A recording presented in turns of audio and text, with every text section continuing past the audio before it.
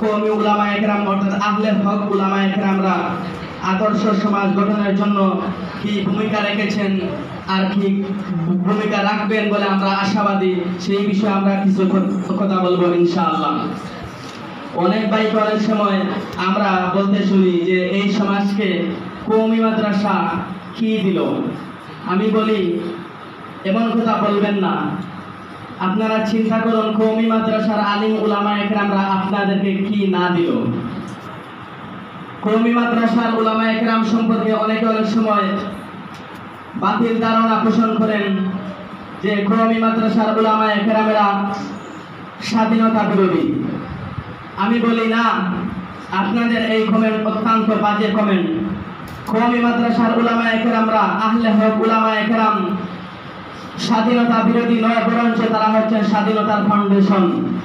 কওমি মাদ্রাসার উলামায়ে কেরামরা হলেন দিনের অতন্ত্র প্রহরী এবং এই আদর্শ সমাজ কায়েমের জন্য ফাউন্ডেশন হিসাবে যে দলটি কাজ করে সেই দলের নাম হলো উলামায়ে আহলে হক উলামায়ে কওমি উলামায়ে দেওবন্দ। দেখেন 1806 ইংরেজিতে শাহ আব্দুল আজিজ মুহাদ্দিস দেওবন্দি রাহমাতুল্লাহ আলাইহি যদি ভারতবর্ষকে দারুল হরফ বলে যদি ঘোষণা না দিতেন, 1831 ইংরেজিতে যদি আমিরে বারাকত শাহ ইসমাইল শহীদ রহমতুল্লাহ আলাইহি বারাকতের ময়দানে যদি রক্ত না দিতেন, 1854 ইংরেজিতে যদি যুক্তফ্রন্ট তৈরি না হতো, 1857 ইংরেজিতে যদি দারুল উলুম দেওবন্দের সূর্য সন্তানেরা যদি শাহ ইসমাইল শহীদ রহমতুল্লাহ আলাইহি হাফিজ শামিল রহমতুল্লাহ আলাইহি হাসেন নানুতবি রহমতুল্লাহ আলাইহি যদি শামিলির ময়দানে 1857 ইংরেজিতে যদি রক্ত না দিতেন, 1866 ইংরেজিতে যদি তালিম গাছের আনার তলার নিচে যদি দারুল উলুম দেওবন্দ যদি তৈরি না হতো, 1866 যদি উলামায়ে কেরাম যদি বিদ্রোহ না করতেন ইংরেজদের বিরুদ্ধে, এবং 1921 ইংরেজিতে হুসাইন আহমদ মাদানী রহমতুল্লাহ আলাইহি যদি লাহোরের কনফারেন্সে যদি ইংরেজ সালকুত্তাদের বিরুদ্ধে বুক টান করে যদি না দাঁড়াইতেন, তাহলে বাংলাদেশ স্বাধীন হইত না, বাংলাদেশ স্বাধীন হইত না। তাহলে একথা থেকে প্রমাণ হয় উলামায়ে কওমি উলামায়ে দেওবন্দ স্বাধীনতার বিরোধী নয়, বরঞ্চ উলামায়ে আহলে হক স্বাধীনতার ফাউন্ডেশন, তারা স্বাধীনতার ফাউন্ডেশন।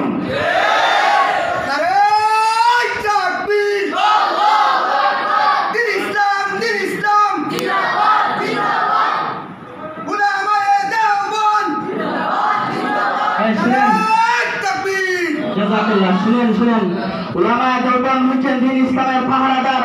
উলামায়ে দেওবন্দ একটি রাষ্ট্রকে গঠন করেছেন, শুধু তাই নয়, উলামায়ে দেওবন্দ একটি সমাজ গঠন করেছেন, তাই নয়, উলামায়ে দেওবন্দ পরিবেশ সমিতিকে গঠন করেছেন। উলামায়ে দেওবন্দ ভারতবর্ষ থেকে ইংরেজদেরকে ভাদ্র মাসের কুত্তার মতো ঢুকে বিদায় করেছেন।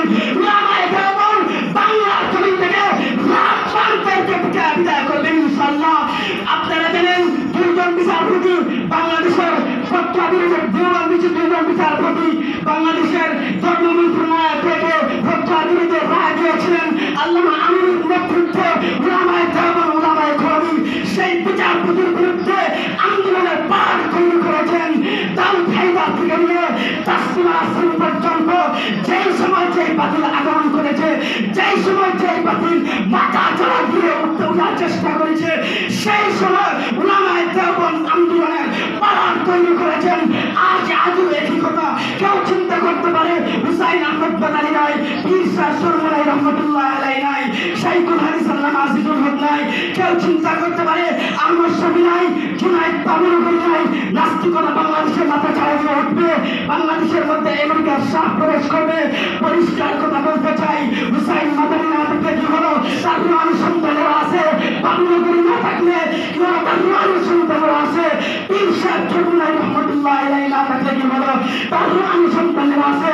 রুহানি সন্তানেরা নিজের জান প্রাণ ইজ্জত আবরু বাজি রেখে প্রয়োজন হলেও এই সমাজের মধ্যে আল্লাহ নবীর আদর্শ স্মরণ করে রাখতে হবে। উলামায়ে দেওবন্দের আদর্শ হলো সত্যকা করে করলে নিজেকে আমামা।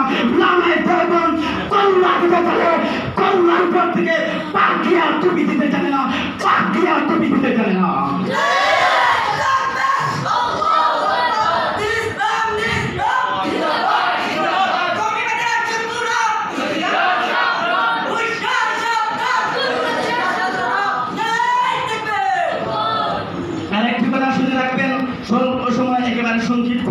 কওমি মাদ্রাসার আদর্শ এবং কওমি মাদ্রাসার প্রয়োজনীয়তা এ জাতি গঠনে এমনি আলোচনা আমি করতে চাই না।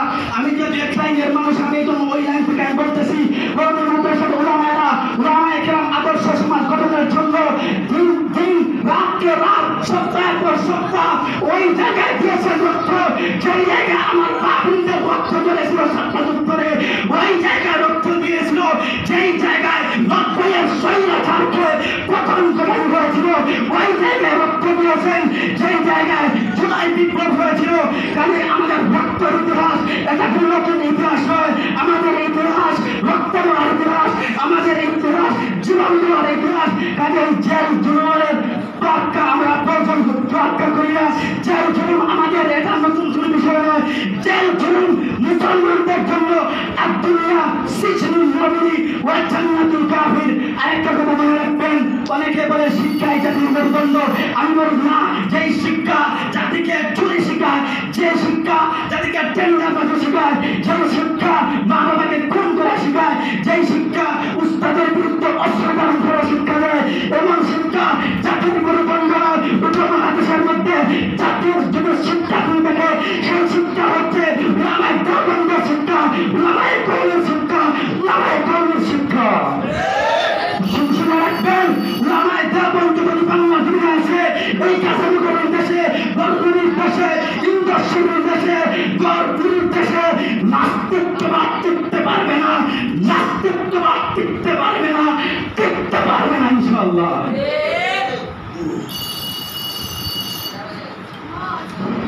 মাশাআল্লাহ, অত্যন্ত চমৎকার বিচারী বক্তব্য শুনে খুব ভালো লাগলো, খুব চমৎকার বক্তব্য। সম্মানিত উপস্থিতি,